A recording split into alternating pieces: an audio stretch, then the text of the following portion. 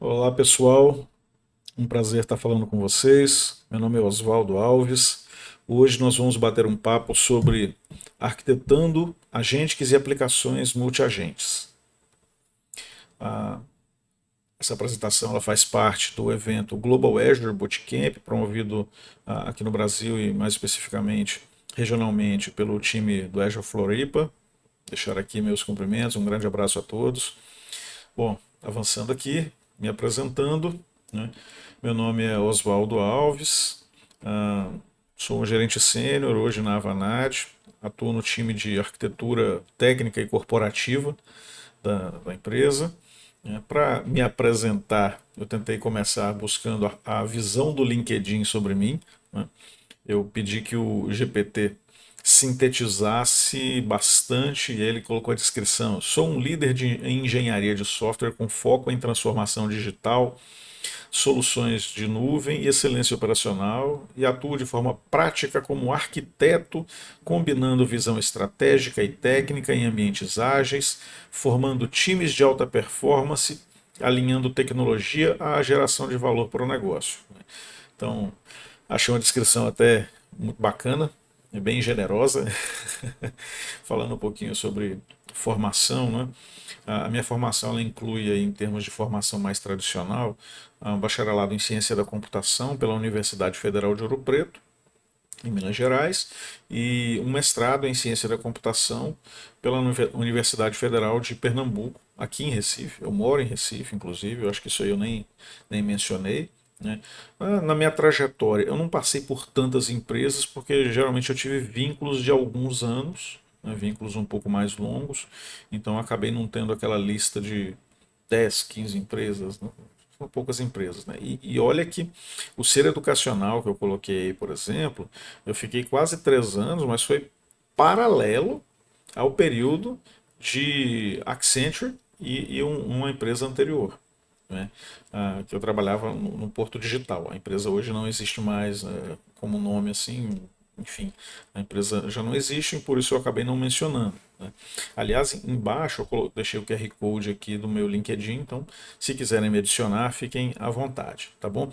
O que o LinkedIn não traz sobre mim é sobre a pessoa, né? Então, o que não está no LinkedIn? Quem é o Oswaldo? Eu sou um cristão, marido da Rayana, pai do Daniel, corintiano sofredor, programador por natureza, jogador de Destiny 2. Gente, eu tenho mais de 2.000 horas de Destiny, viu? É muito tempo, viu? Diablo, acho que eu já vou umas 400 para 500 horas aí. FIFA eu também não sei, mas eu já joguei muito FIFA. E FIFA eu não chamo de AIFC. Não, não gosto. Para mim é FIFA ainda. FIFA é FIFA. Enfim. Bom, gente, quando a gente começa a falar desse mundo de IA generativa, coloquei aqui uma nuvem de palavras. Gente, são muitas expressões novas, a cada dia surgem novos modelos, novas abordagens e técnicas. Se a gente quiser tentar acompanhar isso aí, gente, como diz aqui em Recife, a gente vai endoidar. Não tem como você ter uma visão plena do contexto como um todo. E aí a dica que eu dou é muito parecida com a dica que eu dou para quando as pessoas querem aprender novas linguagens de programação e já são programadoras. Eu falo, olha, tente entender estruturalmente. Né? Então, o nosso papo de hoje também aqui, ele não vai explorar tantos temas, são alguns temas, mas dentro de uma visão mais estrutural. Agora, a gente só vai ficar na visão estrutural? Não, a gente vai até a prática, até a implementação. Né? Mas a ideia é que a gente consiga sair desse nosso bate-papo com uma visão estrutural um pouco mais amadurecida e a gente tenha, em função disso, muito mais facilidade de entender algumas dessas expressões. Tá bom? Então, avançando um pouquinho aqui. Né? IA generativa e sua evolução. De cara, eu já digo que eu não vou colocar aquela linha do tempo tradicional que pega desde os anos 50, dos lançamentos, não. Meu foco aqui é mostrar algumas disrupções muito relevantes que surgiram desde os primórdios ali da IA generativa como nós conhecemos hoje, né? A gente tem que colocar que o grande advento foi um trabalho ali de 2017 que culminou com uma visão chamada modelo Transformer, né, que revolucionou a forma de trabalhar ali redes neurais, enfim, que a partir de 17 para 2020 algumas empresas começaram a investir muita energia, muito foco na construção de modelos associados a essa abordagem, que culminou ali no 2020, foi 2020 mesmo, se eu não me engano, com a OpenAI anunciando o GPT, e que já foi algo revolucionário, porque esse tipo de capacidade de LLM não era conhecido no mercado. Até 2022, se eu não me engano, 2022, que foi quando o GPT foi lançado no mercado como uma ferramenta aberta, né? Aí as pessoas realmente tomaram muito gosto e sentiram o impacto do potencial disso. Só que, até esse momento, quando a gente olhava corporativamente para o que nós tínhamos de ferramental de GPT não, enfim, de LLMs e as generativas, elas eram muito ferramentas de interface, que já agregavam muito poder. Mas eram ferramentas que queriam trabalhar muito a, a, a parte só da tomada de decisão e a inteligência de definições ali, enfim, e de interações, né? Faltava um pouquinho. E aí, um tempo depois, começaram a ter duas evoluções em paralelo que moldaram muito do que nós temos hoje. A primeira delas é a capacidade de você agregar mais conhecimento do que o modelo traz, seja por dentro do modelo, ou seja como uma camada de aumento, digamos assim. Então, o conceito de RAG com Fine-Tuned, ele trouxe a capacidade de a gente criar soluções mais inteligentes. Então eu consegui adicionar ali documentos. Nesse advento, inclusive, aí as pessoas começaram a saber que existia banco de dados vetoriais, que eu acho que a maior parte das pessoas não fazia ideia, e das pessoas que conhecem hoje, acho que boa parte foi em função disso, né? A gente tem uma estrutura de banco de dados que ela é focada numa perspectiva semântica dos dados, e não simplesmente nos dados crus, né? Então isso é algo muito interessante. Então, primeiro, essa capacidade de evoluirmos a capacidade de aprendizado e o conhecimento em si, das nossas soluções e modelos, e em paralelo a isso, a capacidade de execução de ações. Eu lembro a primeira vez que eu fiz um aplicativozinho nas minhas brincadeiras, digamos assim, usando o function calling, ou seja, chamada de função. Eu achei fantástico aquilo. O potencial que aquilo trazia era absurdo. Eu lembro do amigo André Hax, que nos presenteou aí com várias demonstrações aí, e uma delas, inclusive, eu trouxe para algumas apresentações minhas sobre um cenário bancário, onde você tinha ali a possibilidade de pedir, por exemplo, um pagamento de títulos ali, onde ele avaliava sua conta, todo o cenário de saldo de conta, outros débitos ali, enfim, você conseguia executar as ações, né? Isso aí traz um potencial muito grande. Então, eu estou destacando essas duas grandes evoluções que aconteceram recentemente, em um período muito rápido. A gente está falando de 2022 para cá, e que elas moldaram muito do potencial que nós temos hoje, né?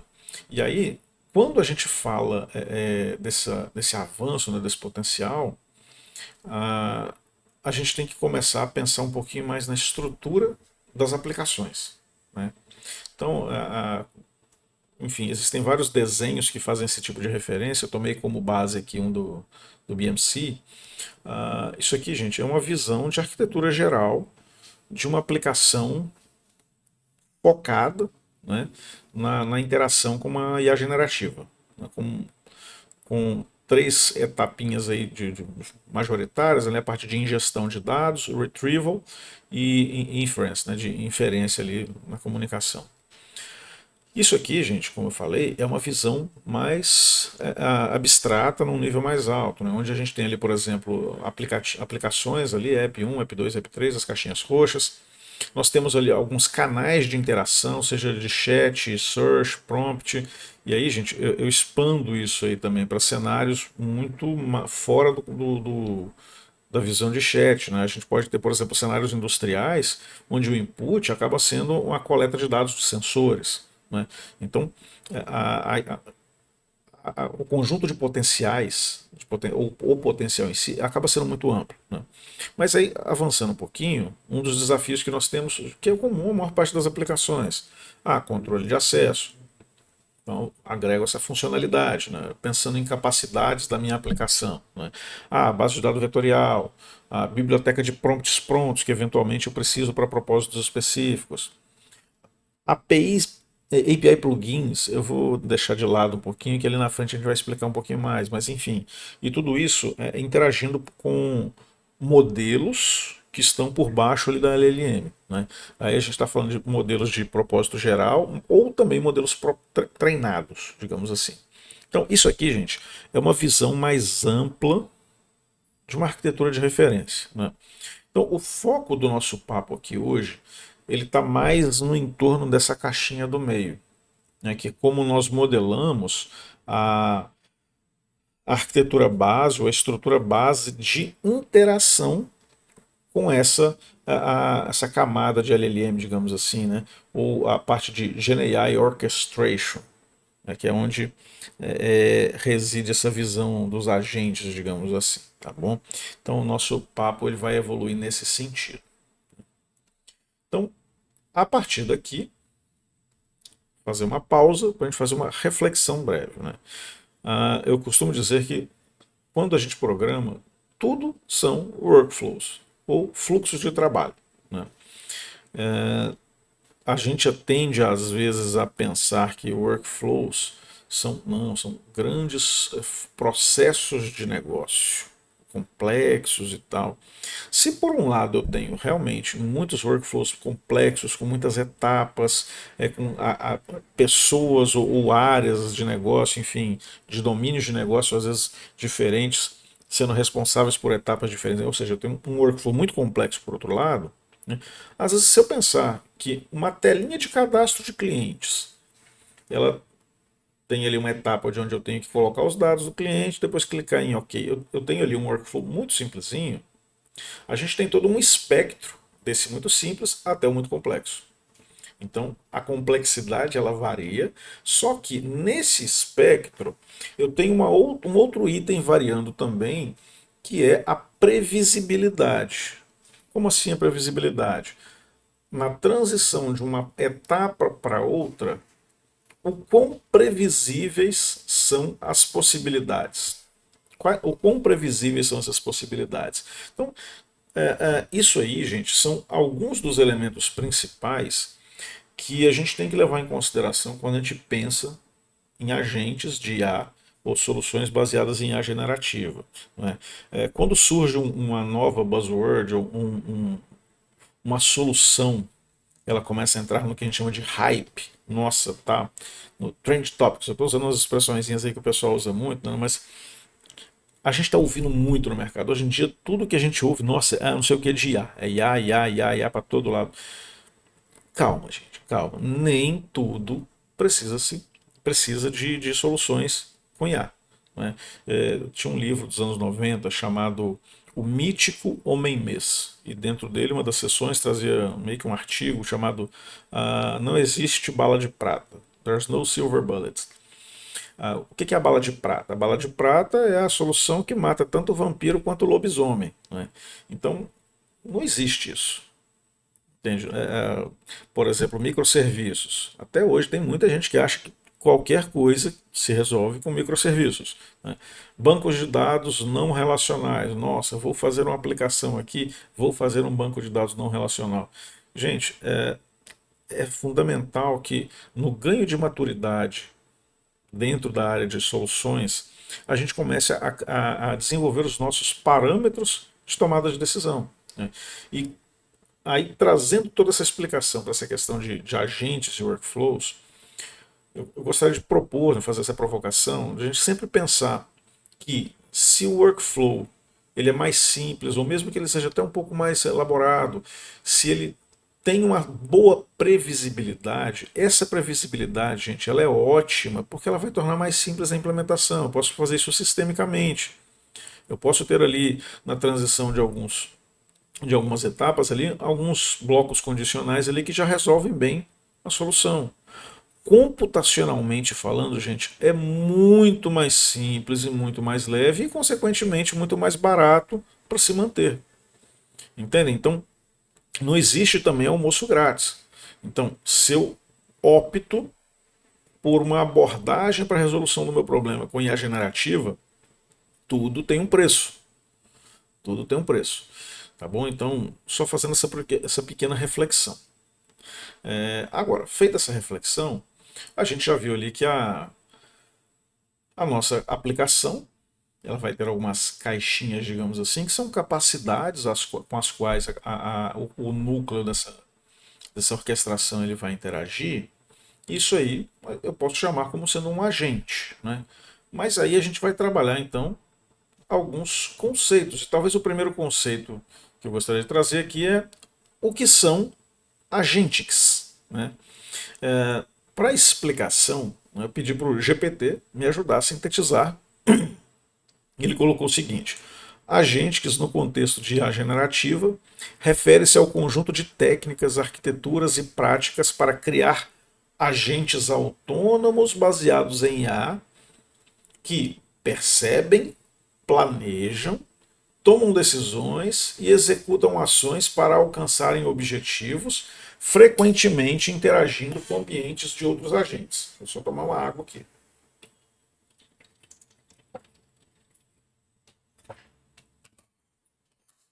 Então, gente, eu costumo ser muito simplista sobre agentes, que agentes nada mais são do que agentes de IA que conseguem executar ações. Ou seja, eles conseguem efetivar, interagir com outros sistemas, com outros agentes eventualmente, mas também com outras aplicações externas e tomarem ações. Isso acaba sendo muito interessante. Né? E aí, para explicar como é que ele faz isso, né, a gente tem aqui um fluxo. Esse fluxo aqui é apenas um deles, gente. Isso aqui não é obrigatoriamente, não acontece desse jeito, tem que ser exatamente dessa forma. Não, gente, isso aqui são interpretações abstratas. Né? Então, algumas definições colocam com 4, outras com 5 etapas, às vezes muda um nome, outro, mas eu gostei dessa abordagem aqui da NVIDIA, lá no blog dela, onde ela explica sobre o que são agentes, né? E ela descreve a atuação de um agente que em 4 etapas. Né? Perceive, Reason, Act and Learn. Né? Então são 4 imperativos aí. Né? O primeiro deles, Perceive. Perceive é a forma como ela adquire os inputs. Né? Então, por exemplo, pode ser na interação com o humano, através de um chat, pode ser fazendo a leitura ou a escuta de uma caixa de e-mail, de uma pasta compartilhada que alguém joga um documento, de um chat via WhatsApp ou mesmo Telegram, né? Ou ainda um conjunto de sensores industriais, sei lá, sensor de pressão, sensor de temperatura, se for falar uma área portuária, por exemplo, um marégrafo, um correntômetro. A gente tem vários cenários, gente, de negócio onde dados são absorvidos e aí essa etapa é a etapa do perceive, ou seja, perceba os dados. A etapa seguinte é a etapa de reason, o reasoning, né, que é o raciocínio. Né? Essa etapa é a etapa onde ele vai pegar o input que ele recebeu de informação, avaliar tudo o que ele tem no contexto dele. E vejam, gente, se a gente está falando de uma inteligência aumentada, eu coloquei mais informações ali para aumentar o meu modelo, ele vai considerar tudo isso, mas vai considerar também as ferramentas, o que ele tem de opções de ação. Com base nisso, o output, né, dessa etapa de reason, ele vai ser o quê? Junta essas informações de entrada, as informações do contexto com o do objetivo dele. Qual que é o meu objetivo como agente? Que ele tem algum propósito. Né?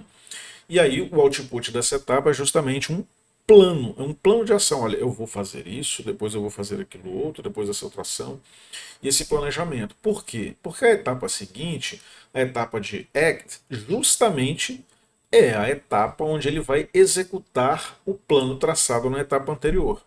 Né? Essa execução do plano, ela envolve possivelmente a chamada de integrações, enfim, a execução, tá bom? E por último, gente, isso aí é algo já mais inerente aos sistemas de IA generativo, ele tem a etapa de aprendizado, para saber se deu certo, se aquelas opções que ele deu na construção do plano foram efetivas, enfim. Então, gente, um agente, ele nada mais é, então, do que, como colocamos nessa explicação, um agente, mas que ele tem a capacidade de receber informações, avaliar essas informações diante do contexto e tudo que ele tem disponível no contexto, traçar um plano e executar esse plano. Olha que negócio fantástico, né? E aí, gente, quando a gente volta para aquele desenhozinho da arquitetura de referência, por isso que eu falei, olha, não vou falar muito sobre essa caixinha de API plugins, né? É porque plugin é um dos nomes que nós damos a essa capacidade no desenho ali de orquestradores, digamos assim, né? Nosso orquestrador. Então, eu adiciono plugins. Geralmente esses plugins podem ser algumas pode ter algumas abordagens diferentes. Eu posso ter um plugin semântico, por exemplo, ali, que nem é uma chamada de API, nem de nada, enfim, mas que ele vai executar um raciocínio específico com um propósito, tendo algumas entradas e algumas saídas, enfim. Mas ao mesmo tempo, eu posso, e aí acaba sendo muito disso, né, colocar ali as minhas integrações com as ferramentas que eu desejo para tornar aquele meu modelo, aquela minha solução mais robusta. Né? Avançando um pouquinho mais. Né? E aí, a gente tem, por outro lado, a outra expressão que é de agentes verticais. E o que são agentes verticais? A gente falou de agente, vamos falar de agentes verticais. Se por um lado um agente é um agente que consegue tomar ações, executar ações, um agente vertical, eu pedi a ajuda da minha GPT, ele definiu como agentes verticais em IA generativa são agentes especializados em domínios específicos de negócio, né, como jurídico, saúde, finanças, com conhecimento profundo e habilidades focadas para resolver tarefas dentro daquele contexto, oferecendo a maior precisão e utilidade prática.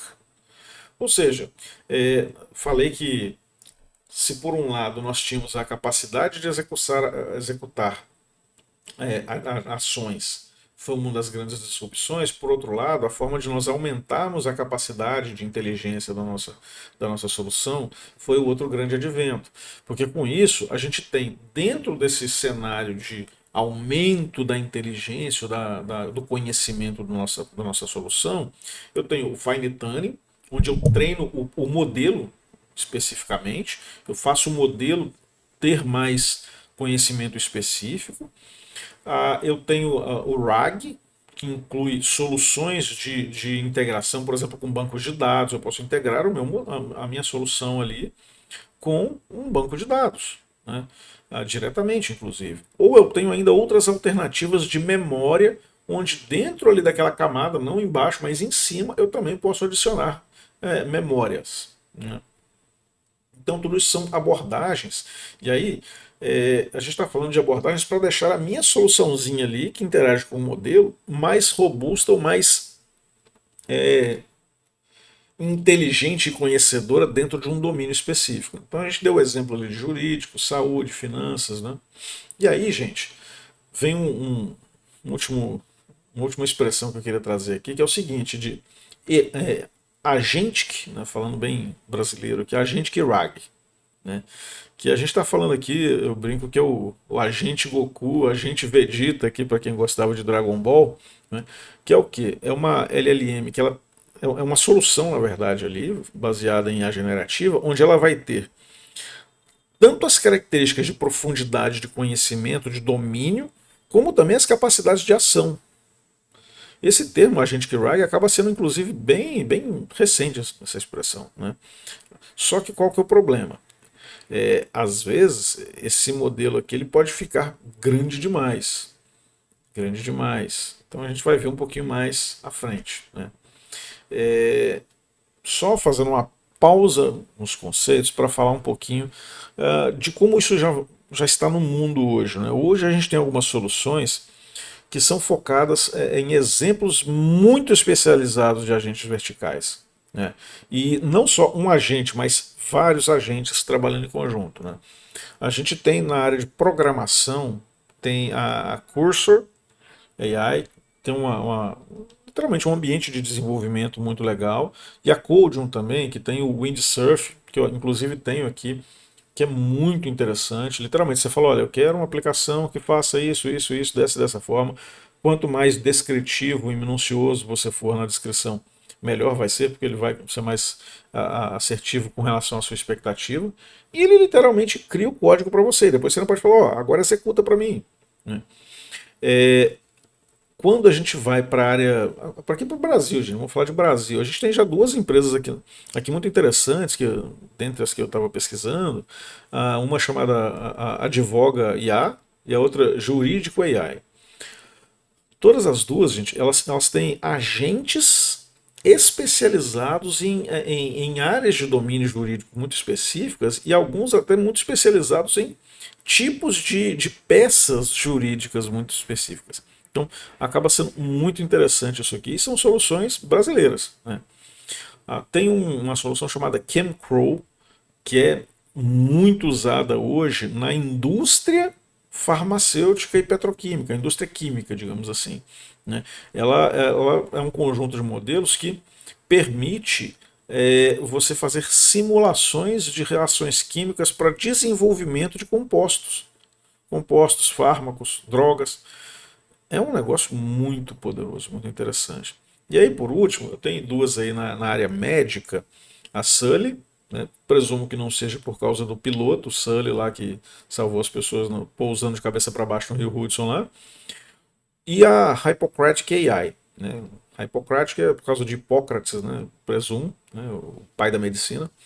Mas essas duas, gente, são soluções que entregam opções de agentes de IA altamente especializados, né? A Sully ela tem uma abordagem mais focada no processo clínico de acompanhamento, então vai ter ali agentes simulando médicos de algumas especialidades mais gerais ali, mas também enfermeiros e tal. E a Hippocratic ela tem uma abordagem que eu achei muito interessante, e ela tem agentes altamente especializados, inclusive em pré e pós-operatórios, mas não simplesmente operatórios muito específicos. Então, um dos agentes que eu vi lá, se eu não me engano, ele era um agente médico de acompanhamento de pós-operatório de transplantes cardíacos. Olha o grau de especialidade. Você tem um agente que tem um autoconhecimento nisso que pode acompanhar, por exemplo, um paciente 24 horas por dia. É um agente virtual que está ali pronto para isso. E um ponto que eu achei muito relevante é que boa parte desses modelos deles, eles não simplesmente foram criados pelos programadores ali que pegaram livros. Não.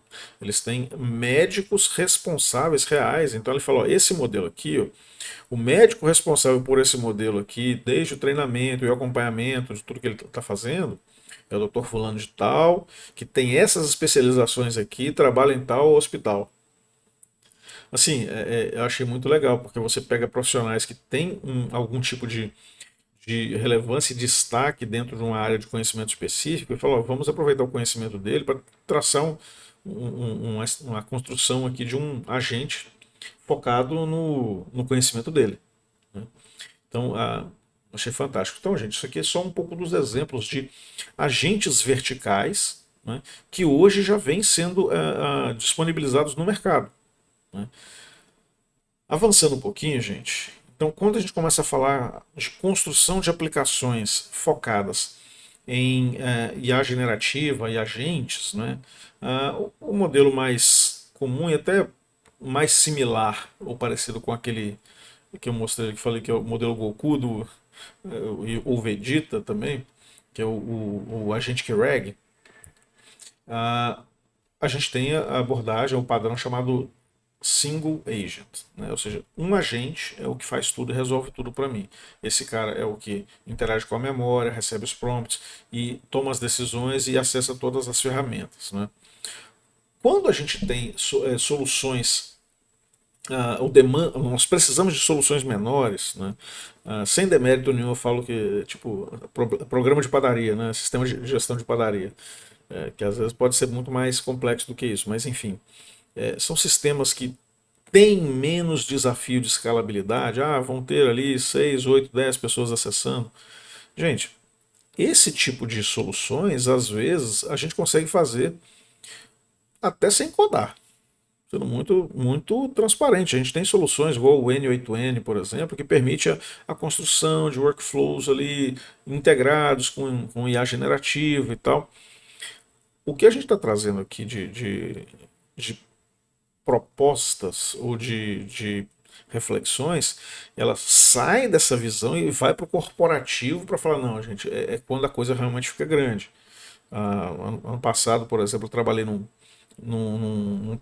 passado, não, entre 23 e início de 24, eu trabalhei na construção de partes de um app, né, de uma empresa aqui do Brasil, que o nosso sistema tem 40 milhões de acessos diários, entendeu? Os requisitos são diferentes. Os requisitos são diferentes, né? Então, falando um pouquinho desse modelo single agent, né, ele tem alguns desafios inerentes a ele, né? O primeiro deles é o crescimento do número de ferramentas. Por quê? Por ele ser um cara só, para lidar com todos os problemas, as ferramentas elas tendem, com a evolução do tempo, passar do tempo, serem aumentadas, ou seja, novas ferramentas vão sendo incorporadas a ele. Qual que é o problema em decorrência disso? Gargalo de eficiência. Os gargalos de eficiência, eles começam a ficar mais complexos de serem resolvidos. Por quê? Porque não é um pontozinho que passa ali que você desmembra, porque você não tem modularização nisso, né? A inteligência em si você não consegue abrir e falar, não, cara, se vier nessa linha vai para cá, se vier nessa linha vai para cá. Não, ele sempre vai avaliar tudo. Então o custo computacional também disso fica mais alto. Outro ponto, limitação de janela de contexto. A gente começa a ter informações que elas não ficam fixas ou com bordas bem limitadas ao seu cenário. Você começa a ter confusões. E aí, com essas confusões, você aumenta muito a probabilidade de erros. Qual que é o problema? Se você está fazendo um planejamento longo, teve um erro ali, esse erro vai acontecer o que com ele? Ele vai ser propagado. E aí, gente, você começa a ter um risco de queda da assertividade da solução como um todo. Você acaba minando a aplicação de dentro para fora. E aí eu falo que é o risco da aplicação virar um pato. Por quê? Porque o pato, ele nada, ele anda na terra e ele voa. Ele faz três coisas em vez do que a maior parte dos animais. Né? O peixinho nada, a vaca e o cachorro, o gato andam na terra, os pássaros voam. Né? Não, ele faz três coisas, mas todas elas, nenhuma delas, aliás, ele faz bem feito. Então, é um risco. Com isso, uma abordagem que tem crescido bastante é a abordagem de sistemas multi-agentes, né, ou MAS, né, Multi-Agent Systems. Né. A ideia é que esses multi-agentes trabalhem criando soluções menores, mais especializadas. Então, ao invés de eu ter um agente que vai conversar ali com as ferramentas, com memória, com a interação de prompt ali, para tudo, não. Eu tenho um aqui que vai lidar com uma parte dos meus problemas aqui, outro que vai lidar com outra parte, outro que vai lidar com outra parte, e cada um tendo toda a sua estrutura também, de ferramental, né, de plugins ali, de memória, enfim, de prompts. Então, isso aí é uma das abordagens que vem ganhando muito espaço. Aquelas soluções que eu mencionei lá atrás são grandes ecossistemas de múltiplos agentes. Né? E aí, falando também de design patterns, né, quando a gente vai para essa visão de multi-agentes, a gente tem já outras variações de padrões de projeto. Né? Então, a primeira delas ali é, eu posso ter os meus agentes interagindo livremente entre si, é o chamado equilevel, né? Ou seja, todos eles estão no mesmo nível. Outra abordagem que é bastante comum e vem crescendo bastante é a do líder, né, e seguidores, ou seja, a abordagem hierárquica. E essa aí, de um modo específico, um modo especial, eu já vi algumas outras variações dela como uma abordagem multinível. Ou seja, eu tenho um líder e ao invés de eu ter já direto os agentes liderados aqui, eu tenho outros grupos onde esses liderados do meu orquestrador inicial, eles são líderes de outros grupos de agentes. E com isso você vai aumentando o grau de especialização. Né? Ou seja, ao invés de eu ter ali um agente jurídico que lidera agentes ali de direito civil, direito tributário, esses agentes ali que são do direito civil, por exemplo, ele tem debaixo dele um agente especializado em processo civil, vai ter ali de algum tipo de petição específica, então ele tem outros ainda mais especializados. Gente, isso tem sido uma tendência e eu acho que cada vez mais nós vamos ver mais e mais níveis, né? Ou eu posso ter também o que eles chamam de padrão aninhado, onde eu tenho um modelo hierárquico, só que possivelmente um dos nós, ele já traz alguma peculiaridade, uma característica de equilevel. Né? Então, gente, acho que para ficar um pouco mais claro, não existe um conjunto de padrões que fala assim, ó, isso aqui são os padrões de projeto de soluções de IA generativa. A gente não tem.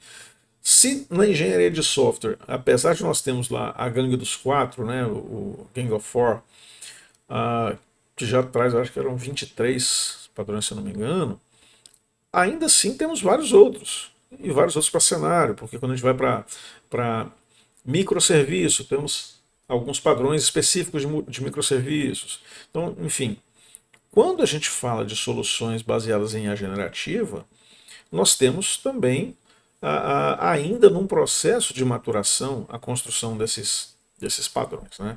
Então, é legal nós termos essa referência que facilita também na hora de pensar. Né? Mas aí a gente tem um desafiozinho que é o seguinte: a IA generativa e as minhas aplicações. De tudo que nós falamos até agora, a maior parte é muito mais intuitiva quando eu penso na construção da minha solução já focada em IA generativa.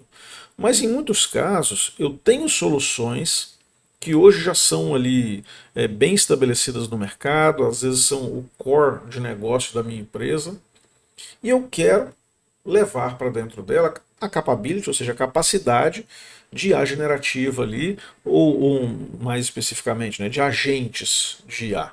Né? Como é que eu faço isso? Então, para mitigar esse cenário, para ajudar nisso, nós temos alguns frameworks disponíveis no mercado. Né? Dentro do que nós temos no mercado, eu destacaria dois muito interessantes. Né? Hoje, ainda sendo o maior, o LangChain. O LangChain, ele é muito focado em Python. Então, a gente tem muitas construções em Python aí que o pessoal acaba usando, e acho que ele foi o primeiro, se eu não me engano, que realmente ganhou o mercado. Só que, correndo por fora, existe um projeto de código aberto, né, é um projeto open source, chamado Semantic Kernel, liderado pela Microsoft. E o Semantic Kernel, ele traz muito disso aí para o mundo de C Sharp. Então o Semantic Kernel só existe para C Sharp? Não. O Semantic Kernel trabalha com algumas linguagens, você pode utilizá-lo em outras linguagens também, mas ele traz muito do que o LangChain às vezes não tem para o C Sharp. Entendeu? Enfim, ele facilita muito a saída do Python, digamos assim. Né? Então, como é que eu definiria o que é o Semantic Kernel, ou o kernel semântico? Né? O Semantic Kernel é um SDK leve e de código aberto que permite agregar recursos de IA generativa às aplicações. Eu acho que essa explicação ela acaba sendo bastante amigável, né? E aí, gente, o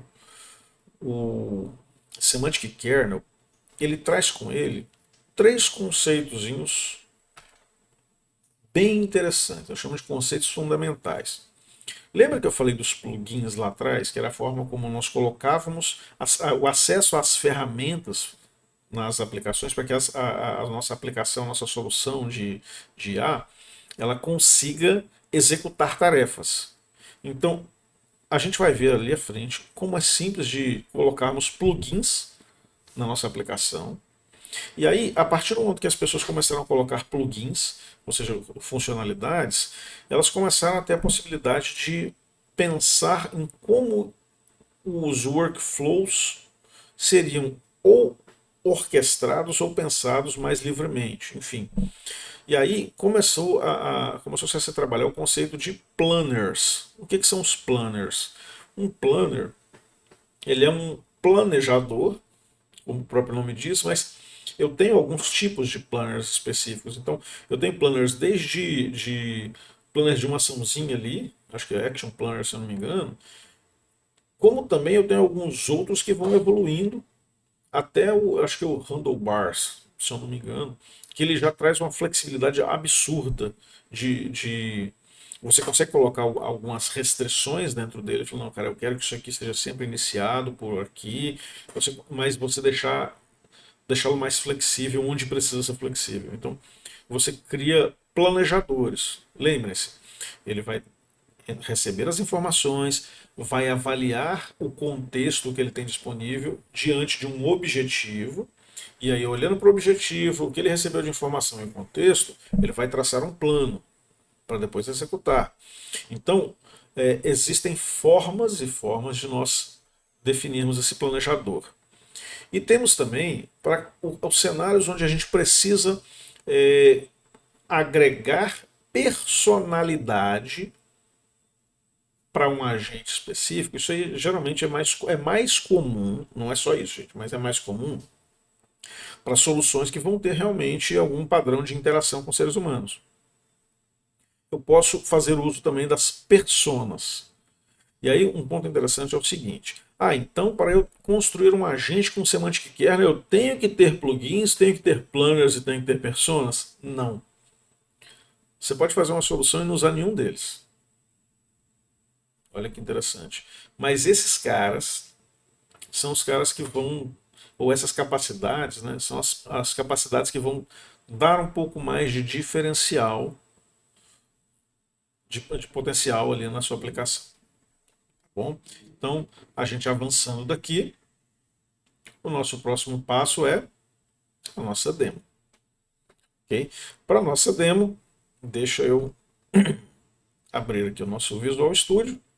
Para isso eu vou mudar aqui a nossa telinha. E, bem, eu trouxe para a gente aqui, três cenários para a gente avaliar. Né?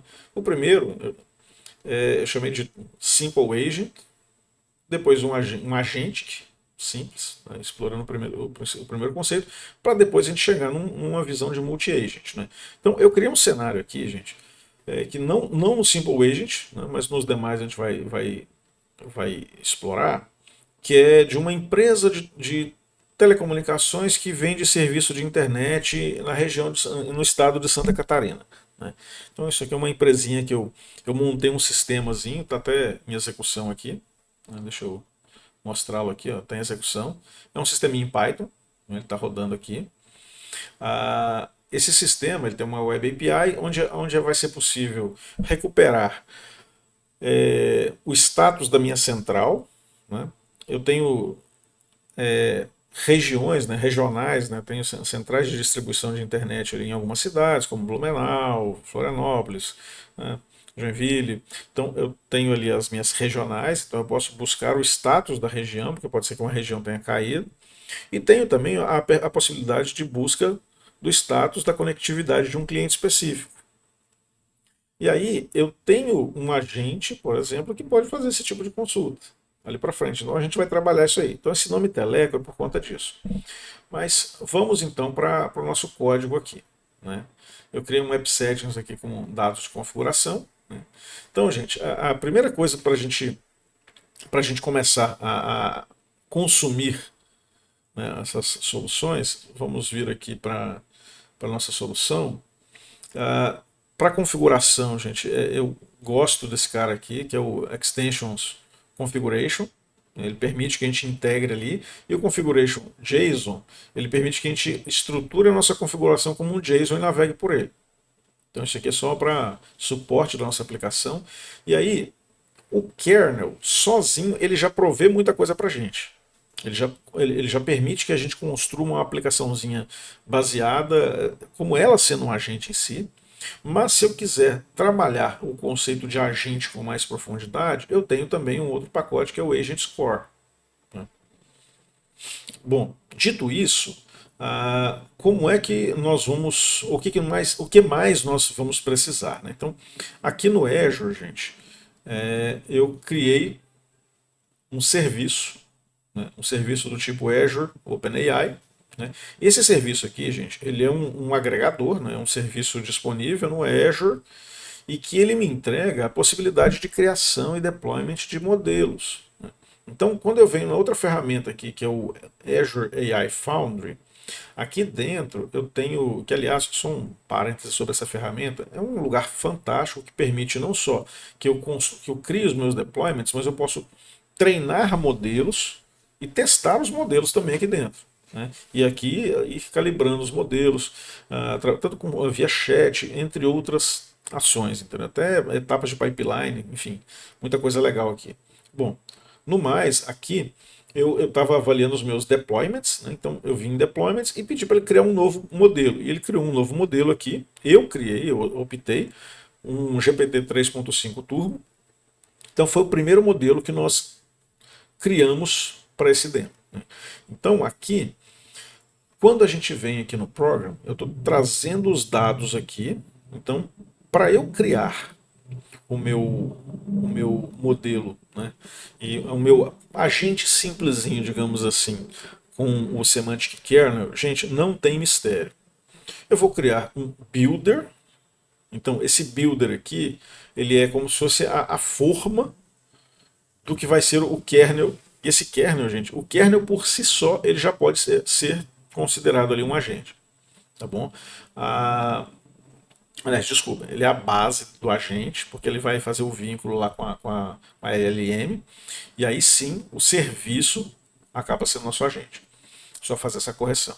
Então, o que eu fiz aqui? Eu criei um builder, pedi para ele instanciar dentro dele ali um Azure OpenAI Chat Completion. Isso aqui acaba sendo um núcleozinho de gerência de conectividade, né, com o nosso modelo deployado, mas ao mesmo tempo eu já estou explicitando o tipo de interação que eu quero aqui. E aí eu mando ele construir o meu kernel. Com o meu kernel construído, eu posso pedir para ele templates de coisas que podem ter dentro dele. Então, ou seja, eu posso criar mais de um kernel a partir desse meu builder aqui, tá bom? Aqui então eu criei o meu chat service. Gente, uma linha aqui, o builder aqui. Olha só, uma, duas, três, quatro linhas de código, eu já tenho um serviço de chat. Um ponto interessante aqui, só um parênteses, lá nos primórdios, lá quando lançaram a primeira API de interação com o GPT, só lembrando, viu gente, os modelos de IA generativa, eu não estou falando de GPT não, todos baseados lá no Transformer, né, a gente está falando de Claude, entre outros, todos eles não têm memória de longo prazo das nossas interações. Então como é que eu posto algo no GPT e depois eu vejo? Porque é uma camada em cima dele que gerencia isso. Antigamente isso era chato de fazer, né? Gente, hoje é muito simples. Eu crio simplesmente um chat history e ele faz toda a gestão disso. Já simplifica muito para mim. Então aqui, como vai ser só para uma demo, não me preocupei muito com condições de parada, um menuzinho, não. Coloquei um while true aqui, simplesinho, chamo um prompt, e aí o que essa pessoa digitar aqui no readline, eu jogo no meu history. Né? E aí o que eu faço? Eu mando o meu history lá para o GPT, lá para o meu modelo. Né? E aí, olha só que interessante aqui. Aliás, esse aqui nem precisava nesse momento. Viu? Esse aqui nem precisava. Vou só mandar lá para o meu GPT e falar, ó, o kernel é esse aqui, manda o chat history. Né? O que acontece? Gente, uma característica é que a resposta ela não vem numa palavrinha só, numa frase, numa string única. Ela vem como se fosse num stream, né? Que é a composição da completion. Então, a resposta, eu não vou só pegar a completion e avaliar o texto, né? E fazer alguma coisa com o texto. Eu vou fazer um for each em cima dessa completion, extraindo as mensagens que vêm partes por partes, né? Às vezes vem uma palavrinha, às vezes vem duas, três, vem um pedaço, ou seja, vem os tokens, né? E o que eu vou fazendo aqui? Eu não estou dando write line para quem está familiarizado com C Sharp, de quem imprime e pula de linha. Não, eu vou imprimindo um na frente do outro, sequenciado, até que a mensagem toda tenha sido impressa.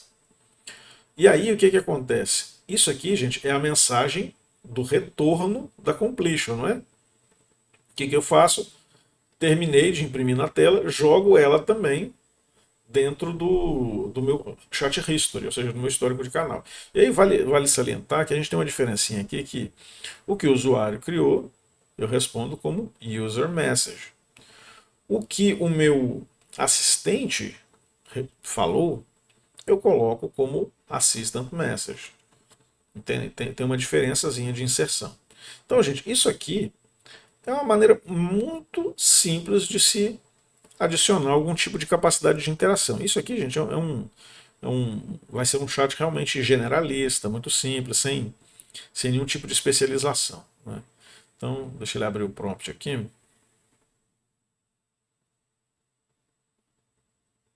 Pronto, abriu o prompt aqui. Vou perguntar aqui.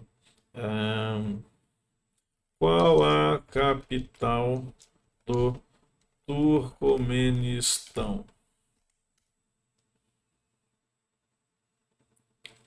Ó, deu a capital, Asgabat. Né? Ah, qual a época do ano Amsterdã é mais florida? Amsterdã costuma ficar mais florida na primavera, especialmente entre março e maio, quando as tulipas estão em plena floração. Olha só, perguntas bem aleatórias, porque esse chat ele acaba sendo muito mais simples, né? E generalista. Eu poderia colocar ali para ele também alguma estratégia de engenharia de prompt, com um system prompt ali dizendo, olha, você é um profissional, um assistente disso, disso, disso para aquilo. Então, não é o nosso propósito aqui falar de engenharia de prompt. Mas para um caso como esse aqui, de um simples chat, eu poderia usar uma abordagem de engenharia de prompt que facilitaria. Né? Mas aí, gente, vamos começar a aumentar um pouquinho a complexidade aqui. Né? Vamos aqui para o nosso modelinho de Agentic. Você está aqui como Startup Project. Né? Olha só. Qual a grande diferença de um agente como nós vimos lá? O agente ele tem a capacidade de tomada de ação. Por quê? Porque ele vai ter plugins. Nossa, então qual que deve ser a complexidade de construir um plugin? Pessoal, a construção de um plugin é simples. Eu criei aqui uma classe que eu chamei Telecom Support Plugin. É o plugin de suporte base, onde eu criei um HTTP client para bater na minha APIzinha local, que eu fiz em Python. E aí, gente, eu fiz alguns métodos. Eu fiz um método para buscar o status da central, o status da regional e do cliente. E aí, como é que eu torno essa minha funcionalidade, ou esse método, uma função, uma funcionalidade de plugin chamável, não é? Ou invocável lá para o meu agente. Né? basicamente eu coloco algumas annotations. A primeira delas aqui é kernel function, onde eu dou um nome, né? A segunda, description, onde eu dou a descrição do que esse método faz. E por último, o return, onde eu descrevo também o que ele retorna. Com isso, gente, lembra que eu falei que no fluxo de um agente, que eu tenho lá o perceive e o reason é onde ele pega o input e avalia o contexto. Essa avaliação do contexto, ela envolve o conhecimento que ele tem de causa, digamos assim, daquela área, mas também o que ele tem de funcionalidades. Porque aqui estão as descrições das nossas funcionalidades. E aí, quando ele faz o planejamento, ele vai dizer: olha, nesse planejamento aqui você vai fazer três ações. A primeira delas vai ser chamar a função getCentralStatus.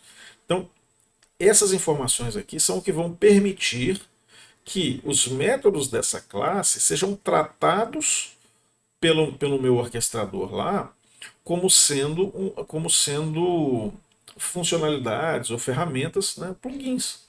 Né? Então vamos agora aqui para o nosso program. Né? O que está de diferente aqui? Né? O que está de diferente? Basicamente, a grande diferença, né, ela está aqui, tem ali na frente, basicamente, né? Mas que é o que? Eu, dentro do meu builder, antes de construir o kernel, eu vou nos plugins e mando ele adicionar a partir do tipo. Qual tipo? O suporte plugin e o especialista. Eu acabei não mencionando o especialista, gente. O especialista ele só tem uma funcionalidade, que essa funcionalidade é resetar a conexão do cliente. Ou seja, quando o cliente não estiver conectado, ele retorna zero no status, e aí eu posso ter a opção de resetar esse cliente. E aí o cliente vai mudar o status para 1. Isso é bem simples, simples assim. Então, esse aqui é um plugin para o especialista e esse aqui é um plugin de suporte. Né? Segue a vida normal, assim como no outro. Aqui também tudo normal, só que na hora de na hora de construir a nossa completion, eu estou dizendo o seguinte: eu vou fazer uma chamada aqui, mas eu tenho umas chavinhas de execução que essa invocação aqui ela vai ter autonomia de chamada de plugins. Ou seja, o tool call behavior, o comportamento de chamada de ferramentas, né, ele vai ser automático. Ele vai tomar as decisões sozinho para chamar as funcionalidades. E aí a coisa fica interessante. Então, gente, vejam bem, a única diferença que eu fiz é aqui eu adicionei os plugins e na hora da completion eu disse que ele vai ter liberdade de executar ações de modo automático. A partir daqui, eu já tenho um agente rodando. Né? Então, vamos só dar uma olhadinha aqui. Vamos executá-lo. Né? Só um ponto também, como eu falei, eu não coloquei muita restrição de prompt, enfim, de engenharia de prompt aqui. Até porque o foco não era isso. O foco era mostrar as integrações. Eita, o que ele está reclamando aqui?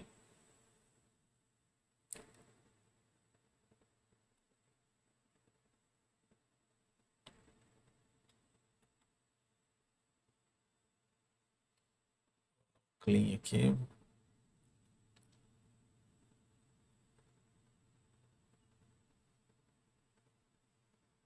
Ah,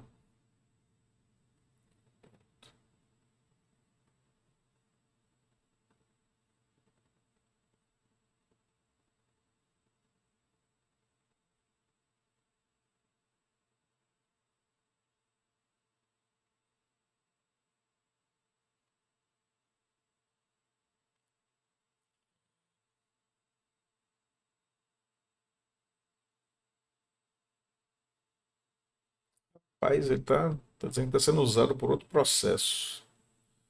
Rapaz, será que. Nossa, janelinha aqui é dele. Só verificar se ele vai rodar bem o outro aqui.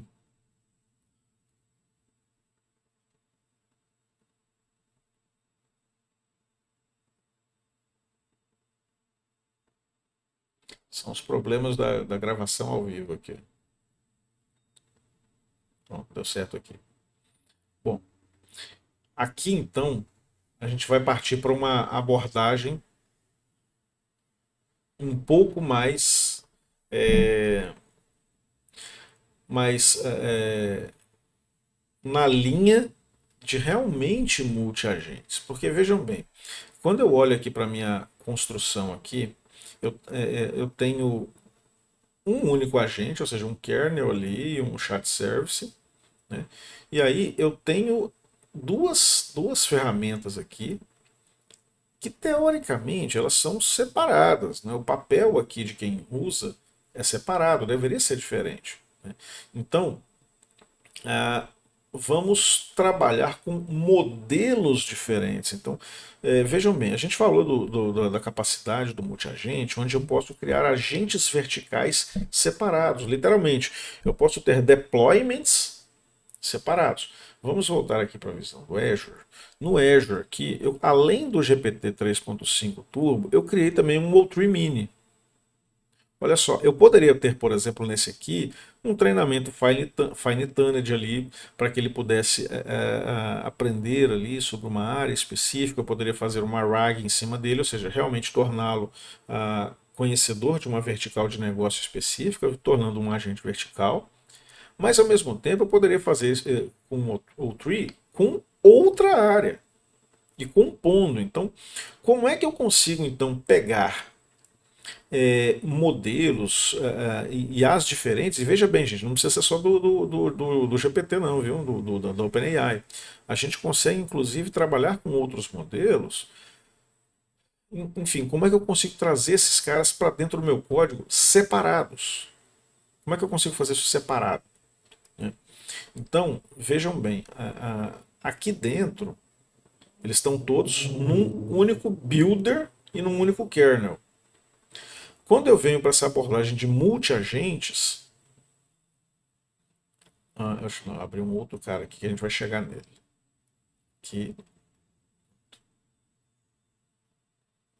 olha só, mesma coisa, eu tenho minha configuração, porém, quando chega aqui, eu criei dois builders diferentes.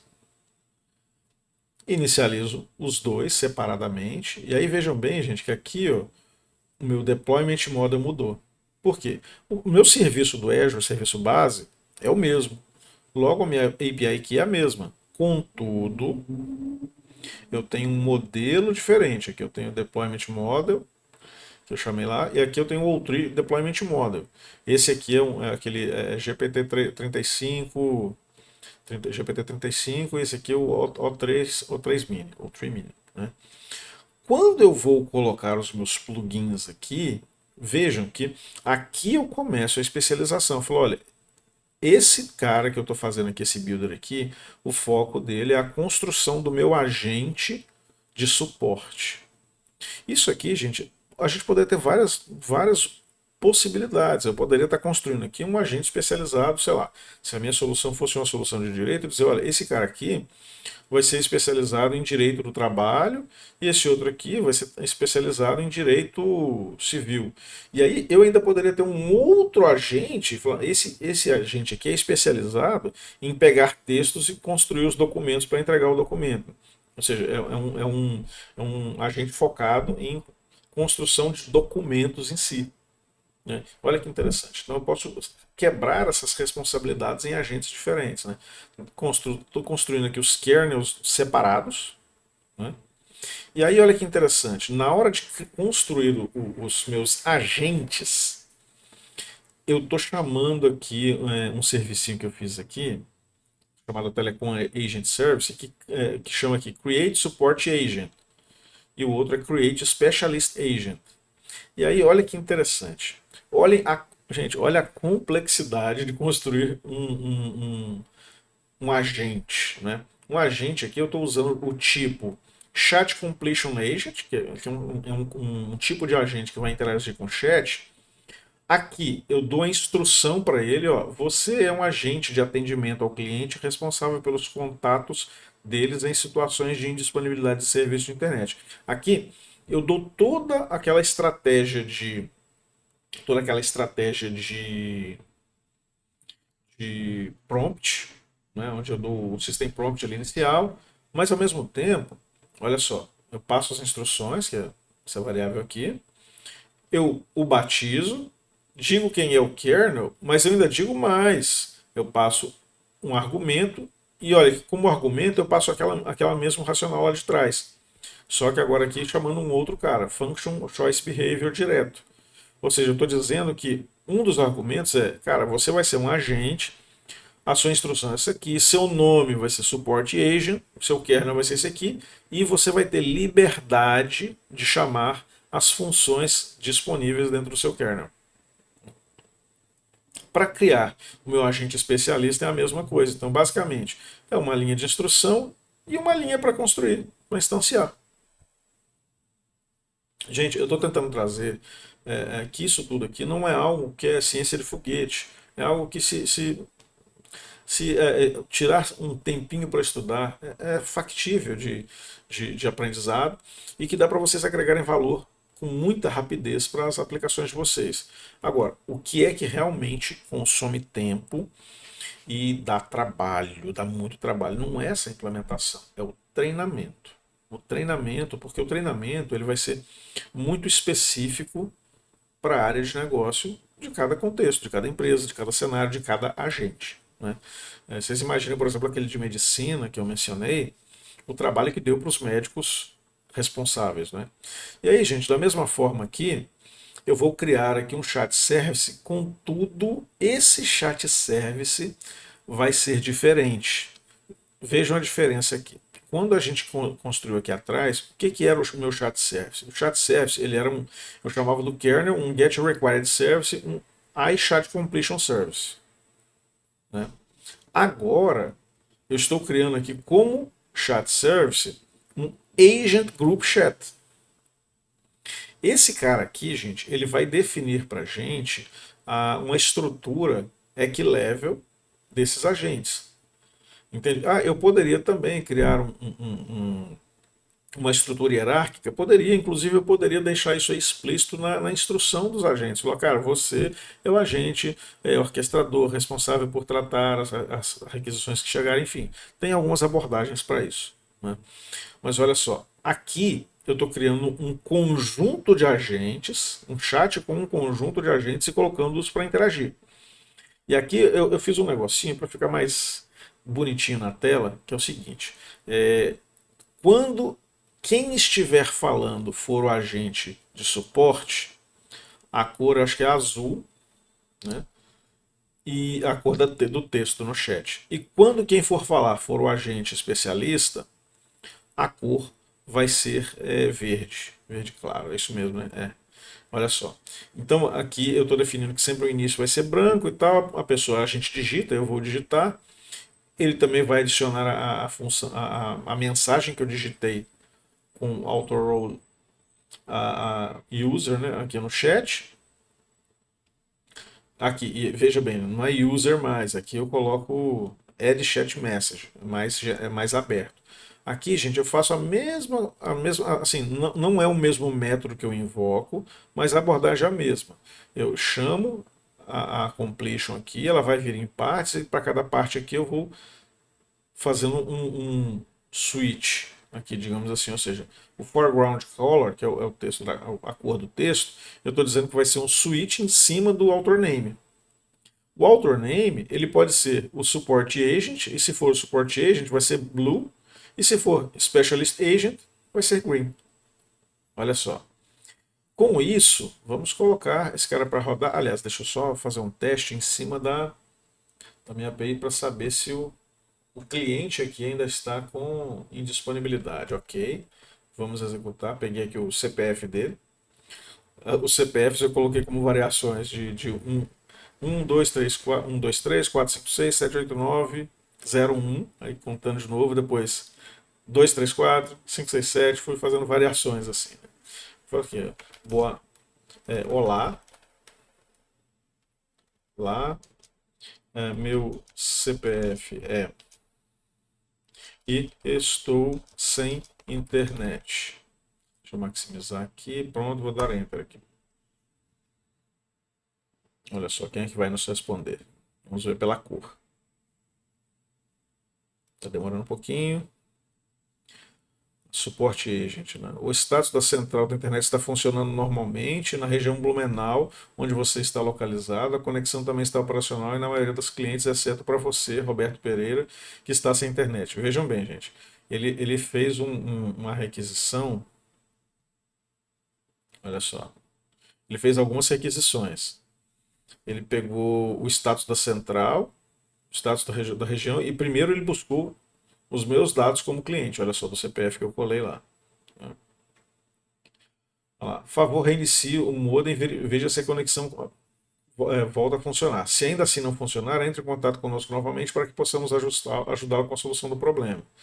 Eu vou dizer aqui, ó. Reiniciei o modem, mas não voltou.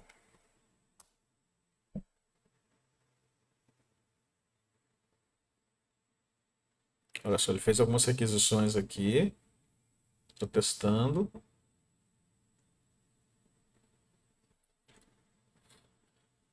Vocês não estão vendo aqui. Ó. Ele fez várias requisições aqui.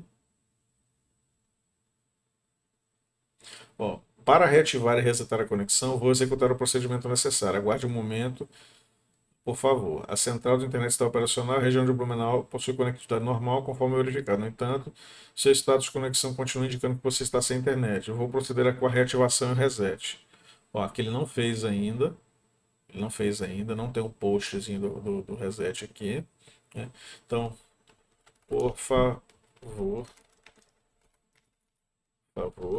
pode resetar minha conexão. Olha só.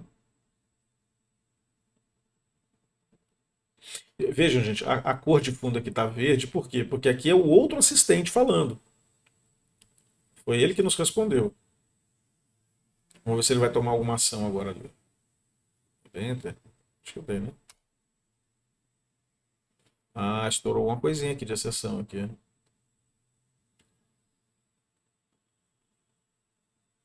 Olha aí, as falhas na hora, hein? Eita, gente, o token inspirou o número de chamadas na hora da demo, olha. Na hora da demo. Enfim, gente, acho que foi bem interessante mostrar as diferenças, né? Porque aqui, quem nos atendeu foi o agente de suporte, que é o azul.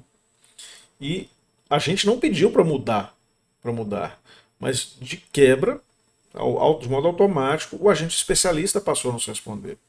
Então, deixa eu voltar para o código aqui, que é o nosso foco, não é? Deixa eu fechar aqui também. Olha só. Então, primeiramente, nós criamos kernels estruturados diferentes para que as ferramentas fossem diferentes entre um e outro. Então, da mesma maneira, se nós quiséssemos treinar um e outro de modo diferente, seria dessa forma também. Criamos os agentes e, gente, vocês viram a complexidade de criação de um plugin, né? Aliás, de um plugin não, desculpem, de um agente, né? Olha só, basicamente eu dou a instrução e é uma linha para instanciar. Então, acaba sendo bastante amigável esse potencial que